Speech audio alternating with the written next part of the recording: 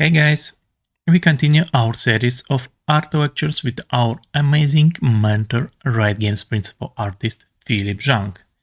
This time we go deep dive into light and shadow theory, something that can level up you a lot.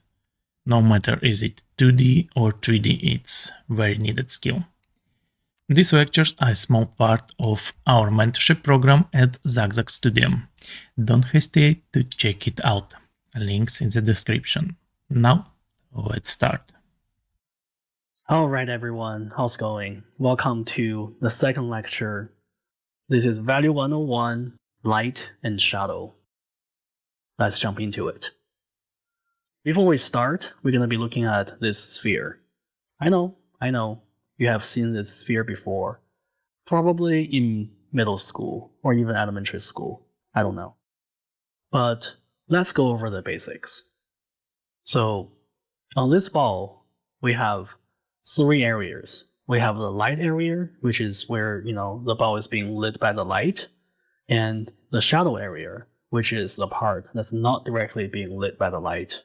And cast shadow happens because the light was blocked by the ball, so they couldn't travel to reach the surface of this floor, and therefore creates this shadow or cast shadow, right? And on top of light area, shadow area, and cast shadow, we also have some smaller details to look at. So first of all, when light hits the center of the ball, you can see here we have the center light, which is technically the brightest part of the sphere. However, there is one exception, that is the highlight, or sometimes people call it specular highlight. This is when a ray of light kind of travels, hits the ball, and directly bounces into your eyes or the camera. And it is the brightest part of the sphere. And if you think about, when you're sitting in the car and looking at houses on the road, you can see sometimes a certain window will be super, super bright, right? And that is because the sunlight directly hits the window and bounces exactly into your eyes. That's why that window becomes super bright, it's blown out. On top of that, we also have the halftone. The halftone is basically the part in the light area that's not as bright as the center light part. So in this area, you're going to see a lot of saturated colors and small details. That is because the center light area is usually being washed out by the light source a little bit, so you cannot see a lot of colors and details. And since we humans can only see details in light or shadow one at a time, and usually we focus on the light area, we do not see a lot of color and details in the shadow as well. This phenomenon is called exposure. We're going to be talking about it in later lectures. For now, just quickly kind of glance through, the part underneath your desk. Use your peripheral vision. Can you see a lot of details? Not really, right? That is because you are focusing on your monitor or tablet screen or phone screen. I don't know what you're watching with. So, yeah. And we also have the terminator. The terminator is the darkest part of the shadow. The reason why it's the darkest is because when light hits the ground, part of those lights will bounce up and kind of lit the shadow area, create an area called reflected light or bounce light. And because of those bounce lights, this area will not be as dark as the terminator. Okay? And the darkest dark in an image will always be the occlusion shadow, or sometimes we call it the AO. And the reason why it is the darkest dark is because light simply cannot reach this area. It is these crevices where light cannot reach no matter how many times it bounces. So it is the darkest dark. Okay? And Within the cast shadow, you can see there's a gradient. It goes from super dark to, lighter and lighter. And that is also because, as this shadow kind of project longer to the background, you can see how it's affected by the light in its surroundings. Okay, now we have went over all the terms. Oh, by the way, we have terminator and core shadow. Those two words are usually interchangeable, but I think terminator refers to this straight line that's a perfect line going across the object, and the core shadow refers to this shape that is pretty much the shadow area minus the reflected light area. So it's usually kind of like a triangular shape. Anyway, let's keep going. So what is light? Without light, we cannot see anything, right? And assuming we have a planet in space being lit by one single light source, you will see something like this. We have the light area, we have the core shadow, we have, the halftone. However, we do not see the shadow area. Not really. And that is because there's nothing around this planet to bounce light back to the planet. So we cannot see any bounce lights, and therefore the entire shadow area kind of just merged into the dark. Okay. If we want to practice this, we can say that, okay, we have 3 spheres, and sphere 1 is being lit by a light coming from the top left, and we're going to get something like this. And sphere 2 is being lit by a light source of bottom right, and we're going to get something like this. You can see the light area is here because the light comes from this direction, and the shadow will be on top. And in this situation, we'll have 2 light sources, one from the bottom left and one from the top right. And you can see the bottom left light source will create this light area. However, we're going to get another light source kind of lit a little bit on top. And this light is what we call a rim light. It only happens when you have another light source. Okay? So this is the simplest way to look at light and shadow. And of course, in real life, it's more complex than that. Let's look at some paintings from Rembrandt. As you can see here, it's a very realistic painting. You can see the lighting direction is from the top left, and very clearly you can see how the hair, the face, the clothes are being lit by this light source. And the interesting thing is, if you turn this painting into black and white and ramp up the level, you'll see that we only have a very, very simple light shape. You see? It's almost like a cutout. And everything else kind of just merged into the shadow. However, you can still clearly understand what this painting is about. And that brings us to an important concept in today's lecture, which is when you use your light, you want to make sure you want to have the strongest part of your light area to be your main focal point. And for all the other areas, you want to control the intensity of the light, the brightness, so that they do not compete against the main focal point. Imagine if Rembrandt actually did, I don't know, a bunch of really bright white shapes on the coat and some really bright shapes on the hair. You're going to see a bunch of, distracting shapes, and the face will not look as prominent. Okay? So think about how you want to create your light shape and really pop your main focal point. Here we have another example. Again, we shot it in black and white to show you how effective an artist can use light and shadow to pop the main focal point. And the thing is, the most contrasty part is actually not the face. You see, it's actually this color thing against this jacket, right?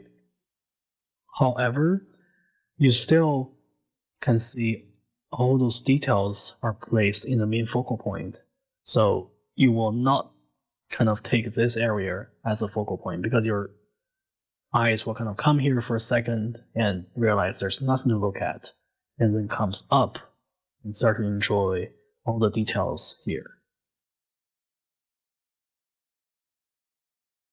If we look at something that's more complex, like this image, you can see there are so many faces all being lit as the light area.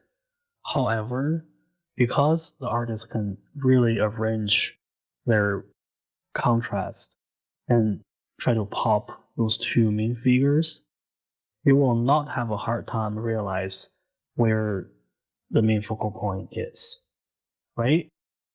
Like all those strongest contrasts are reserved for those two characters, and everything else has less contrast and less, details on their faces. That's also something to think about. I mean, it's definitely not something as easy as putting a light area, a shadow area on the sphere and call it done. When you look at, a traditional painting, there are a lot of thinking when it comes to light and shadow management. And one great thing about Rembrandt is he really likes to use light to pop his main subjects. In traditional painting, we have a thing called the Rembrandt light. And basically, in short, it's kind of like making the face to be bright and contrasty, and then around the face, you have a little bit of glow, as if, the whole face is glowing. That has been proven to be a very effective painting technique. And you can see how he did that to, all those figures. Anyway, think about light and shadow and think about how to manage your light and shadow and use contrast to pop your main focal point. Okay?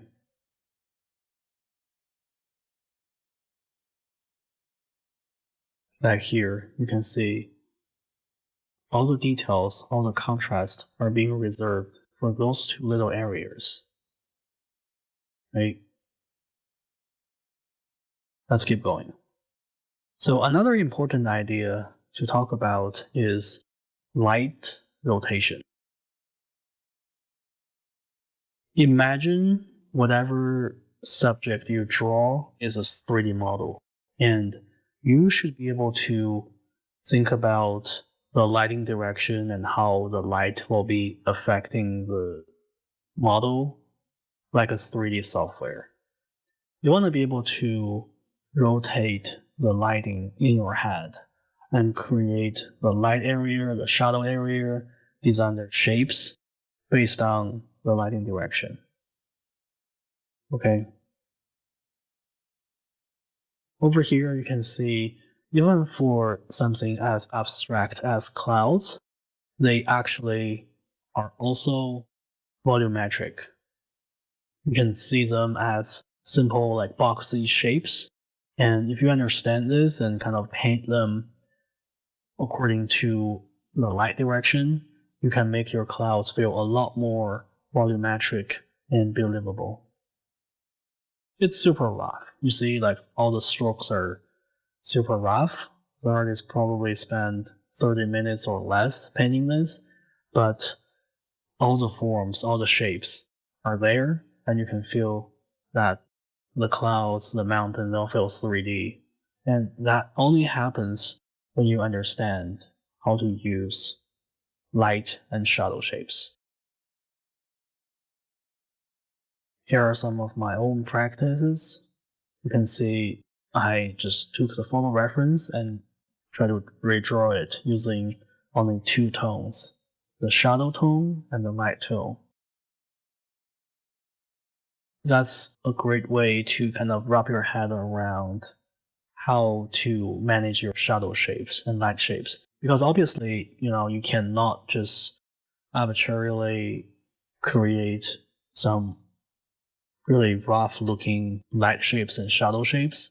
Everything you create for an image has to make sense and work with each other.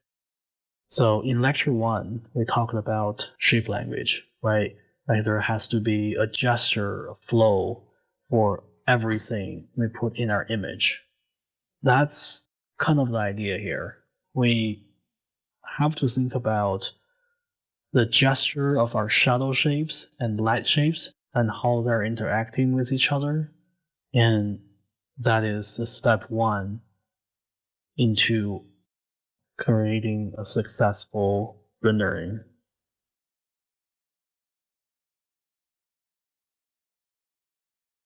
Let's talk about bounce light and core shadow a little bit. So we kind of talked about it already. The terminator is pretty much this border between light and shadow, and the core shadow is the shadow area, then is the bounce light, right? You can see it's a triangular shape.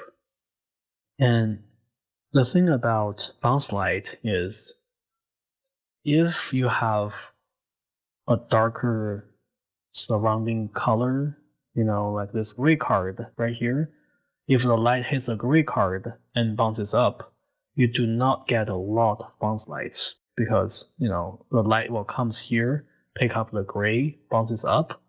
Yeah, there's not much happening.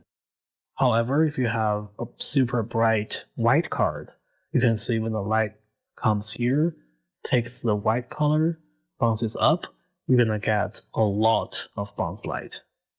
So that's something to think about, okay? Go watch some Procol videos. They really explained this phenomenon very well.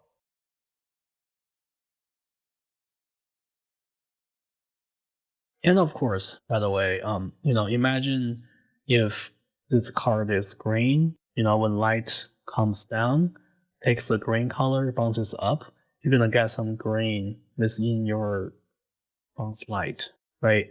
And imagine if, this card is like a red or orange, when light hits it, comes up, it's gonna bring some of that orange or red up and make this part red or orange. Okay, let's keep going. So cast shadow.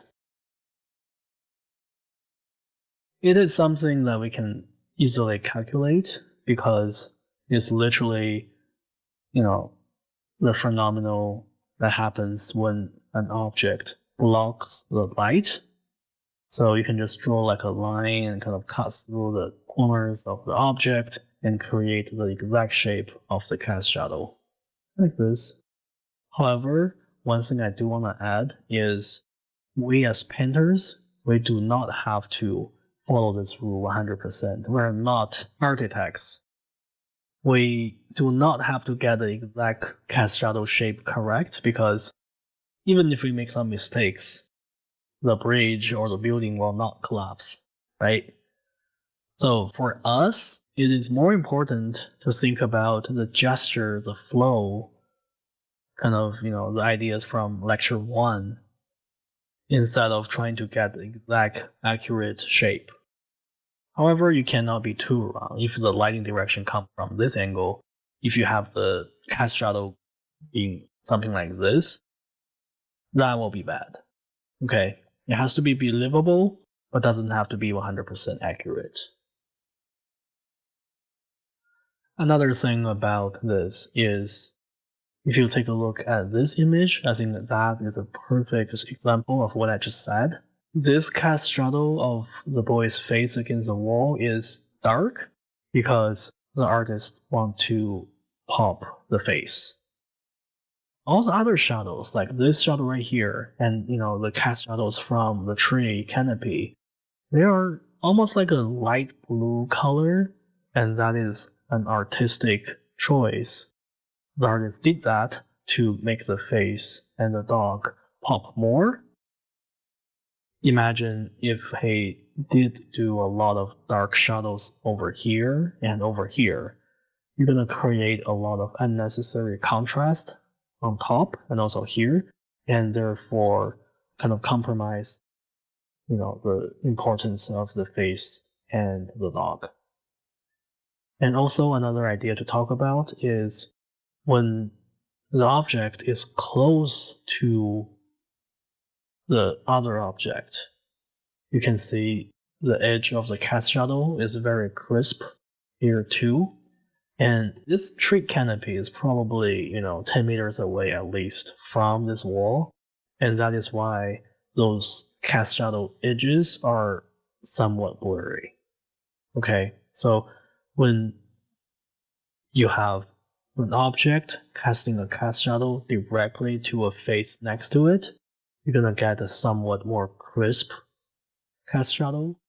And so you have a ball like high up in the sky, and the cast shadow of the ball will be very blurry.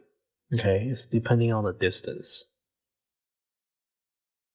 And let's talk about ambient occlusion, also known as the AO. It is a light type that's usually used by computer graphic, where the computer will kind of calculate where are the crevices where light cannot travel to and render those parts as the darkest dark. Like over here, you can see whenever there's some kind of crevices where the light cannot reach, you're gonna get really dark values, right? And it can be pretty artificial because it's calculated by computer. And in real life, we do not see something like this, right? However, AO is a great tool for us to use if we want to add more volumetric shapes and more depths to our rendering. We do not want to overdo it, but having a good amount of them can really help to make our objects feel more volumetric. Another thing to talk about is Overcast. An overcast situation is, well, think about a rainy day where, you do not see the sun and the sky is super cloudy. So in that kind of situation, what happens is the sunlight will reach the cloud first, kind of bounces around in the clouds for thousands of times, and then comes down to lit the ground.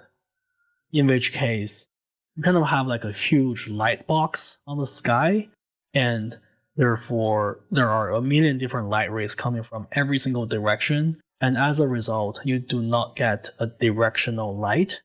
As you can see here in this ball, we don't see like a terminator or core shadow, right? Because the lighting is literally coming from every single direction.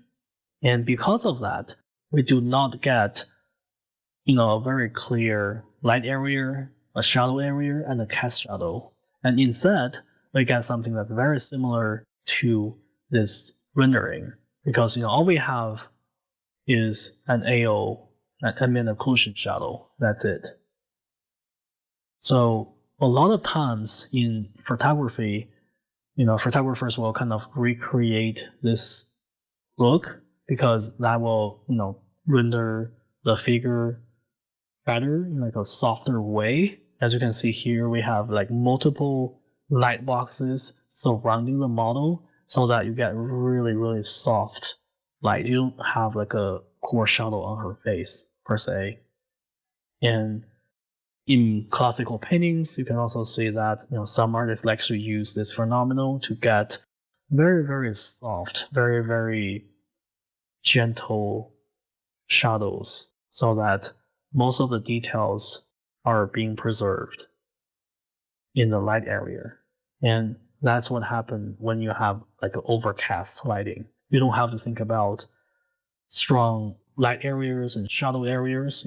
Everything is kind of soft. You just need to do a lot of details everywhere and making sure you have some AOs to make the painting feel more grounded. and that's it. Okay? So let's look at the first topic, multiple light sources. In most of the cases in real life or in movies or in paintings, we will have more than one light source. For example, in this Godfather scene, you can see that there is one main light source leading the Godfather, and there is a window behind him that's creating this little rim light, and we can kind of reflect that on this sphere rendering. And in this Star Wars screenshot, you can see there are multiple fire as light sources surrounding thing, and this one is stronger, this one is a little lighter. So we have a stronger light source over here and a weaker light source over here. And in some cases, in horror movies, we will have a light source coming from the bottom up, and that will create this kind of spooky feeling. And even in those situations, you can still see that there are a little bit of bounce lights or rim lights kind of above here, which is why his hair is not disappearing into the darkness. And in this case, in this Harry Potter scene, you can see the wands are lit, and that's obviously the main light source.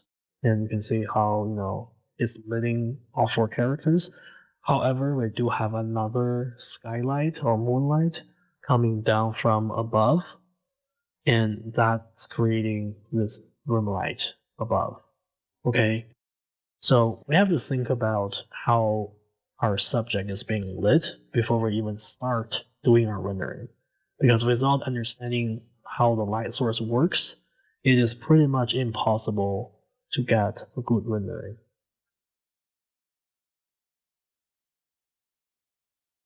Over here, we have this sketch, and by creating multiple lighting scenarios, Planner showed us this cool idea of how we can use light source as a tool to tell stories. It can be a pretty simple, direct, like overcast day, natural light. You have some AOs and all those people, all those stoves are being directly presented in front of our eyes. And we can also do something like a hard sunlight where everything is casting a shadow. You can see here. So there is like a stronger sense of light and heat. And it can also be a shadow occlusion, in which case part of the scene is being covered in shadow, and this character can really pop.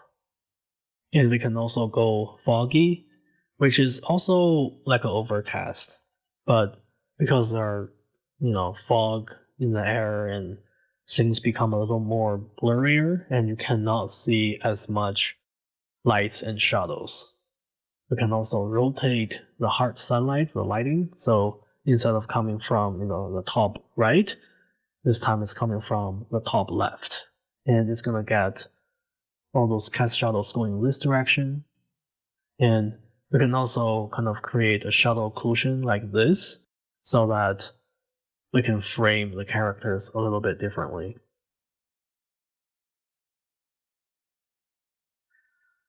And I do want to talk about this special case that is called lighting for hand-painted textures. As you can see here, those are hand-painted textures on the 3D models. How are we going to handle the lighting for something like those? It's going to be pretty complex, right? Because imagine if we have like a very strong directional light coming from the top or the bottom. What if she moves the gauntlet around? Like what if, you paint the lighting coming from this way and she move her hand up? It's going to be all wrong, right? So in hand painted texture, we want to assume there is some kind of overcast lighting coming from the sky and kind of just lighting everything from the top.